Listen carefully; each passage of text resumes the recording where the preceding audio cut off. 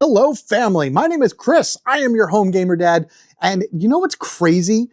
Right now, or at least at the time when this video goes live, there's a campaign going on over on GameFound that is featuring a brand new game that I have been watching for quite a while now. Super excited that it was announced. And now that it is finally here, I don't know about it. Oh, it's just, I don't know what it is. I don't know what it is. But if you couldn't guess already, over on GameFound for the next probably week and a half-ish or so from when this goes live, less depending when you go over it, description has the link that you can follow to go find the God of War board game that's being produced by CMON.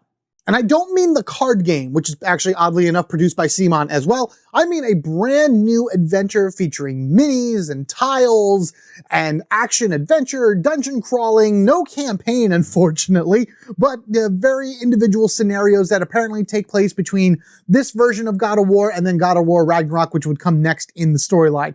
Normally I would be doing a why I backed video for that, but as I said, there's something weird about this campaign that I can't quite put my finger on yet. It's only been live at the point of this recording for 2 days, so there's still a long way to go with it, and I'm kind of on the fence on a lot of different things. So I'd rather just kind of wait it out and see where it ends, or at least gets a little bit further along before maybe I do a video about it or not. But I would like to today take a look at the original source material. I'd like to go all the way back to 2018, when we were reintroduced to Kratos, his son Atreus, and watching them on a grand journey through Midgard amongst the other 9 realms as well, in order to lay their mother to rest. That was the ultimate goal, but of course other crazy things happen along the way.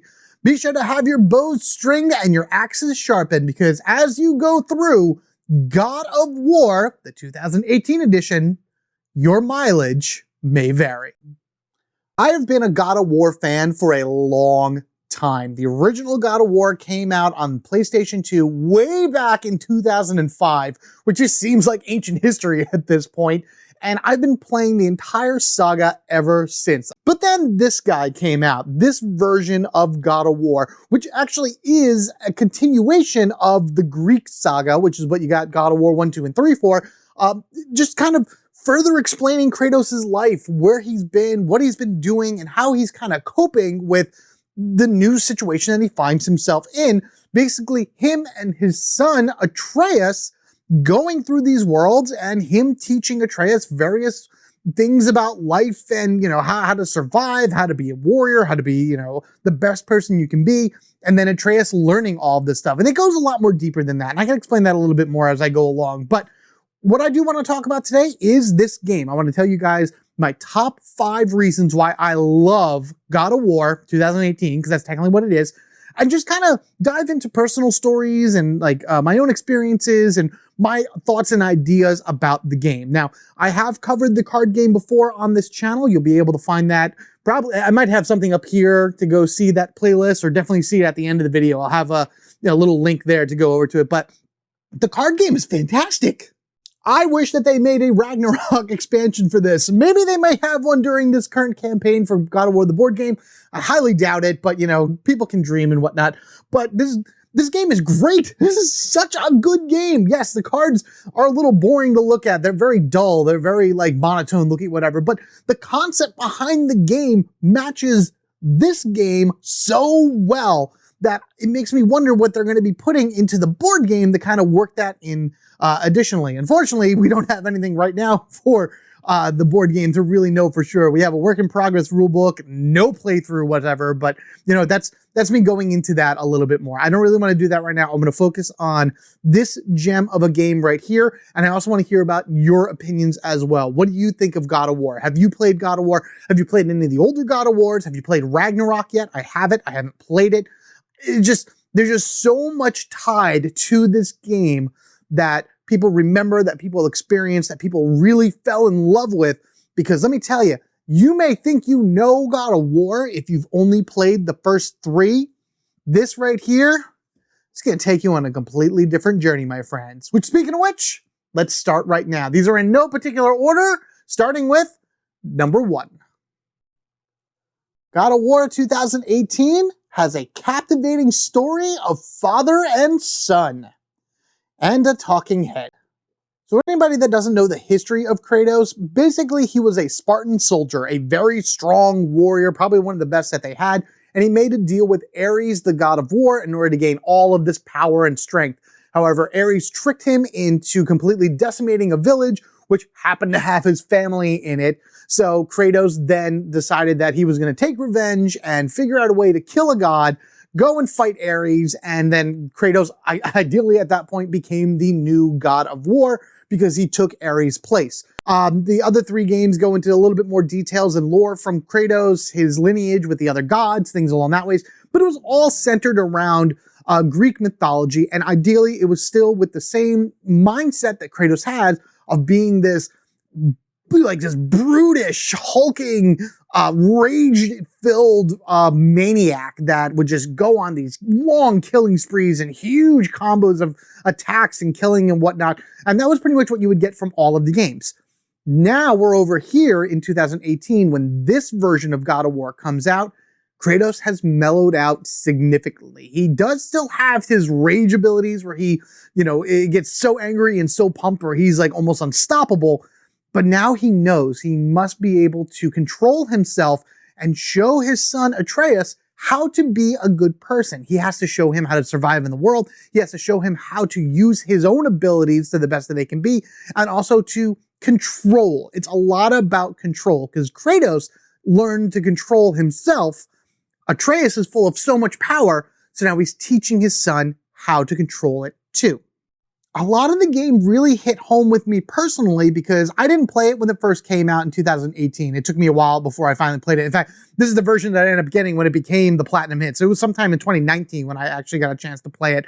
And my first son was born in 2019. So being a father or a first-time father at the time, I mean, my son was like an infant, so young at the time. I couldn't think of anything beyond that. But it still was something that hit. Watching Kratos be a role model to Atreus is something that I know that I've always wanted to make sure that I achieve for my three sons, that they can look up to me and see somebody that they want to emulate, that they want to learn from, that they want to be proud of, and then also make themselves a part of my life by just being the best that they can be. Like, there's so much responsibility, and anybody out there that are fathers would probably be able to understand this as well. And even if you're not, you get it anyway. Like, you might have nieces, nephews, friend kids, something like that, that look at you and be like, I want to be like you. You're an awesome person. That means that you have a responsibility to be the best person that you can for them. So this way they can learn, they can grow, and they can be all that they can be. And I think that's one of the biggest things that I got from playing, like, you call it Dad of War. I love calling it Dad of War personally, but from playing this game, seeing the relationships grow between Kratos and Atreus, seeing their trials and tribulations, trust, distrust, all different things kind of wrapped together into an amazing father and son story. And then there's Mimir, the third wheel, the talking head that Kratos chops off of the tree and hangs around his waist like a crazy ornament, just hanging there for the remainder of the game. And Mimir creates some great dialogue between the three because you get this awkwardness between Kratos and his son. And again, this happens. I know this happens. I mean, my oldest is 4 going on 5, and it still happens where we sit there and talk, and it's just like, there's this weird silence because he says something and I don't know how to respond to it at times. With Mimir there, Mimir is like this awesome third wheel that's kind of the interpreter between the two, where Atreus will say something and Kratos is just like not really know how to respond to it, but Mimir will be able to say something and continue the conversation and thus build on whatever it is that one or the other had to say. And that's just within the characters. The story of them going through Midgard and all the other 9 realms, well, they don't go through all 9, they go through most of them, just task after task, and really the ultimate goal, as I said, of them wanting to find a place to spread Atreus' mother's ashes, and I guess Kratos' wife's ashes, or second wife. I was never really too clear about that. I never played Ragnarok, so I don't exactly know how that related. Just to spread them along the lands and finally have that, because that's literally the last thing you do in the game, is beautiful. It's amazing. The best thing about this game, and you may think that everything I'm saying really doesn't fall into a God of War, it really does. This game revitalized hands down, the God of War series in order to bring it to a new audience, to bring it to a more modern audience, for somebody to actually see that may not know God of War and be like, oh, this is awesome, I love it, but it still maintained the core identity of the original 3. You can play this and know that this is a God of War game. Number 2, speaking of fitting in with the series, the battle system fits perfectly into the God of War franchise. The game is more than just a button smasher, which, to be honest with you, at times I found myself doing quite often, just hitting the button in order to swing my axe as much as possible, hitting a button in order to throw up the shield and like defend the best thing I could. But it's a game that you have to learn going through it about timing and understanding the parry system, and then what attacks work best against what enemies. And there's this whole skill tree that you have with it that I'm going to talk about the RPG elements in a little bit and everything like that. But it's really a cool way in order to be able to grow Kratos to your own personal fighting style. There are ways to make him super defensive. There are ways to make him super offensive. And granted, he's more of that tanky type character, but even still, like, you're able to see the way that you like to play and work with all of the skills and the abilities that he has from the Leviathan axe. And I forget what the shield's name is, but using that as well. And then Atreus himself will be able to summon creatures and do different techniques with his arrows and be a really good support character, which at first, he's just this crazy AI, this little kid that doesn't know what he's doing. But the further you get into the game and the more experience he actually gets, the more of an asset in battle he becomes. Like, he gets crazy strong by the end of the game. It's nuts. I also like the fact that they focused a lot on the Leviathan axe, which was apparently Kratos' dead wife's weapon, or it was her weapon, or something along that way, meaning that she was some type of warrior, which is very interesting to know about.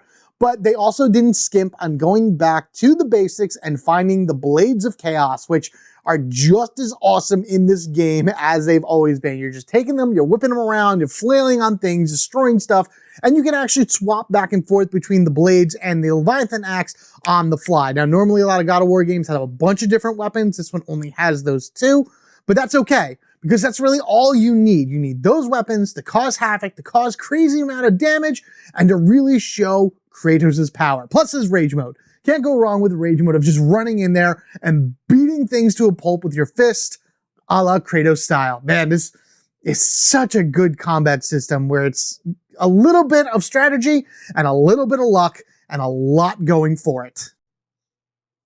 Number 3, the RPG elements of the game make you feel like a god. This game has a lot of spikes in it, and by that I mean you're going to be going around, doing your thing, being able to take down enemies no problem, and then all of a sudden you come across a group of enemies and they lay waste to you. So what do? You go, you fight a little bit more, you gain a little bit more experience, and you just get enough equipment and enough resources and whatnot in order to go to Brock and Sindri, which are pretty much your market throughout the course of the entire game, and have them upgrade something for Kratos. Every little bit of upgrade in this game really does go a long way. And it's insane to think of it that way, because there's not much of like a level gap. I think you start at level 1 and you might end up at level 8, something like that. But simply going from like level 5 to level 6, I have been able to defeat enemies that took me forever in order to get through, mainly the Valkyries. You come across one of the Valkyries and you're trying to like do your best to do the parries, to do the dodges, to do the counterattacks and things along that ways. But for me personally, I just couldn't keep getting it. I just kept taking a little bit too much damage, a little bit too much damage.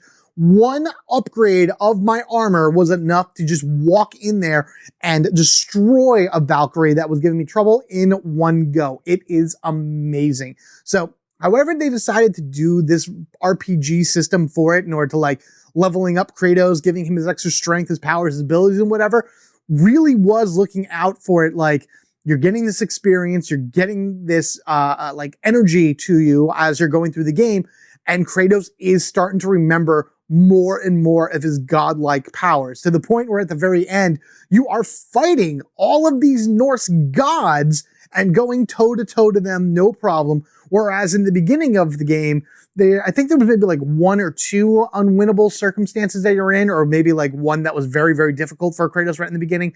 Whereas all the way at the end, I think pretty sure it was against Boulder, actually, because he's like one of the last guys you fight. He's one of the first you fight, which knocks you around. He's one of the last you fight where you knock him around, no problem. It's an awesome way that they're able to show that progression for both Kratos and Atreus. And it makes me wonder if stuff like that is going to be within that new board game. They talk about it a lot of like the synergy system, but how are they really going to implement it? I like how it is here because it's a deck building game. So you're building your deck to the way that you want to be for each of your characters. Same way you're building your characters here on how you want them to be. Guess we'll have to see as more updates come out for that board game. Number 4, unforgettable epic boss fights and over-the-top encounters. This game is not easy. Even on the easiest setting, it is not easy. It's going to take a lot of dedication and memory for certain boss fights and things along that ways for you to be able to get in there and like kind of progress through it the way you're supposed to.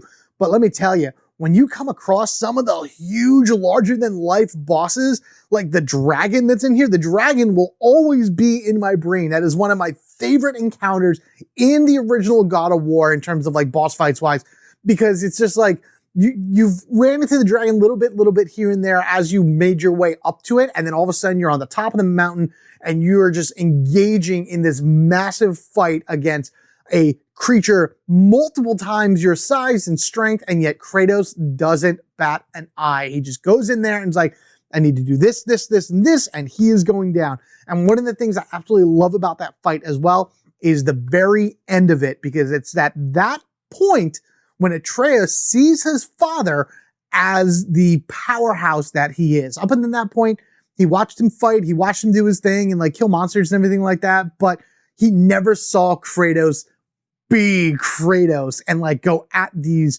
huge, immense creatures and just tear them to the ground. It was amazing. And then a little bit later, you meet the world snake or whatever it is. I can't even pronounce some of these names that are in Greek mythology, but it's supposed to be the snake that wrapped itself around the world. And one of your main goals is to wake it up so this way it can tell you how to get to another realm. And this is a snake that wraps itself around the world. It is going to be massive. And you look at it and it looks at you and you're just like, as a player, I'm like, oh my goodness, that is insane. But Kratos is just like, yep, it's just another day here in the world of Midgard. It is wild.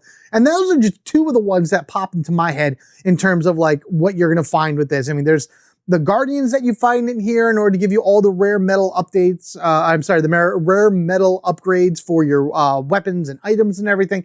Those are all optional bosses. So many optional bosses. These are just the things I love about this game and other games like it, where even though the power creep is there, even though there's a lot of things in the world that could take you down easily, nothing is unbeatable. The challenges are, well, challenging. And when you finally overcome them, as I did going through this, it is like one of the best feelings in the world. Number 5, out with the Greek and in with the Norse. And the Norse gods are no joke. Let me tell you that right now. Like, you meet Boulder very early in this game. And at that point, I always figured that he was at his maximum power that he was at when he was doing like at the end of God of War 3. Yeah, sure, he got older and a little bit slower or whatever, but he still had that energy, that rage to him and whatnot. And Boulder just came in there and just beat the ever-living crud out of him. So he needed to grow and develop his fighting styles and his basically armaments and everything like that in order to combat the Norse gods, whereas the Greek gods, he had already finished up and everything. So it's just a whole new path. It's a whole new different way of looking at things that Kratos had to do. And as a player, it was fun to see as well. Like going through all of the 9 realms, again, actually, I keep saying all the 9 realms. You really only go through, I think, like 6 or 7 of them throughout this game or whatever.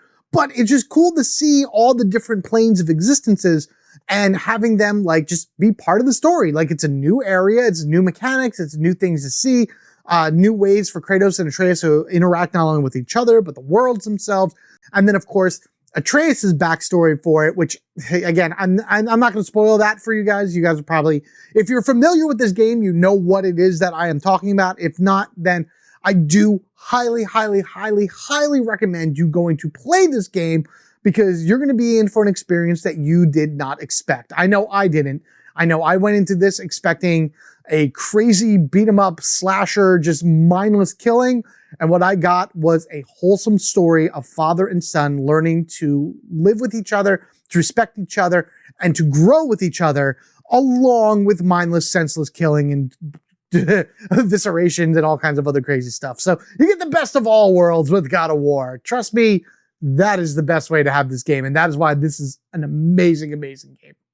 In any event, thank you for letting me gush about how much I love God of War, whether it be the video game, the card game, possibly the board game, whenever it's released, and if I can ever find out anything about it. But again, I want to hear from you. What do you think of God of War? How familiar are you with the franchise? Have you tried the card game? Have you tried the video game? Have you played any of the originals? Are you in Ragnarok? Have you done Ragnarok Valhalla, which I think is like the DLC to it or whatever? There's just so much to this game that I think a lot of people, especially PlayStation fans like I am, have almost guaranteed experience through their journeys. If you've owned a PlayStation 2 or 3 or 4 at this point, you have almost guaranteed run into God of War. You may not have played it, but you know that it's available on the system. And for that, I'm just curious to hear all of your opinions and what you think of them, you know, just as a whole. Thank you guys again. You have been absolutely amazing. In order not to miss any future God of War action that I will probably do if I continue going with the board game on this channel, or any other fun videos I have to put out for you to enjoy, be sure you are subscribed to the Home Gamer Dad. If you wish to support the channel even further, there are ways to do that down in the description section below. This is my mileage with this game. This is where I go with it. I will continuously play this game over and over again. And every time I play it would be an absolute new experience, because I'll always find something different within the environments, different way to play, things along that ways. I'd love to hear about your mileage to it as well. And if there's any games that you think that would be cool for me to cover on this series as well, I have a lot of experience with a lot of different board games and video games and everything. Just, if you want to hear about something, let me know. Otherwise, thank you all again. You've been absolutely amazing. Take care of yourselves and each other. We are family forever, gaming together. I will be the dad of war one day. Well, probably not to the level of cool that Kratos is, but, you know, make my sons happy. Make my sons happy and make my sons proud. That's the ultimate goal. Same thing for all of you as well. You guys have been a good one, and I will see you in the next one. Later, everyone.